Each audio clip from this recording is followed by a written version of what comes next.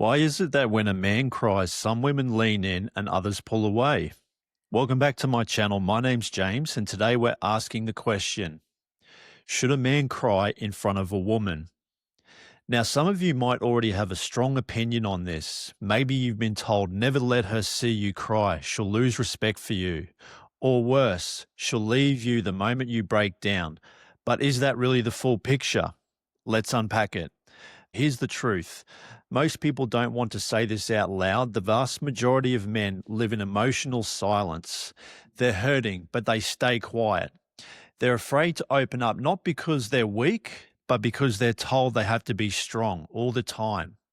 But here's the twist. Famous podcaster Chris Williamson once said, men have to earn the right to express their emotions. They need to accumulate sufficient man points before they're allowed to be vulnerable. Think about that. That's why someone like Brad Pitt can cry on camera and still be seen as masculine. He's already built up so much value, status, respect, power, that it doesn't take anything away from him. Same with Chris Bumstead, one of the most dominant bodybuilders of our time.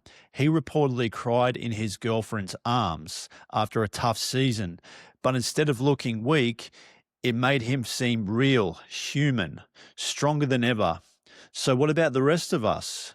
Where did the idea come from? Where did the notion that men should not cry come from?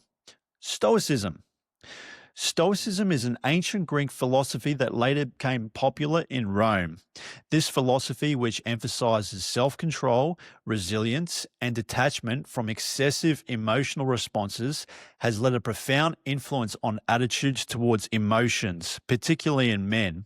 Stoicism played a significant role in shaping the belief that men should not openly express their emotions. But somewhere along the line, we twisted it. We took emotional control and turned it into emotional suppression. And now we have generations of men who think showing any emotion makes them weak, especially in front of a woman. So what does it really mean when a man cries? It means vulnerability.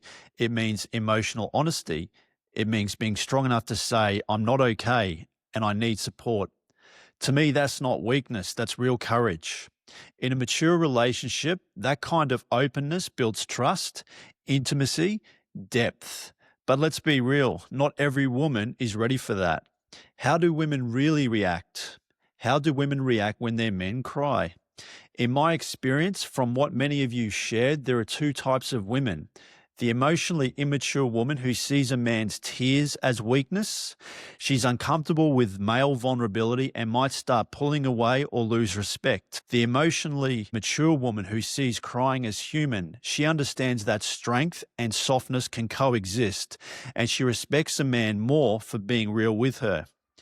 It's also worth noting, some women were never taught what healthy male emotion looks like, so it shocks them. It's not about you, it's about what they've been conditioned to expect. Does crying make you less attractive? Here's the honest answer. It depends. If a man is constantly crying over small things without handling his responsibilities, it might be a red flag.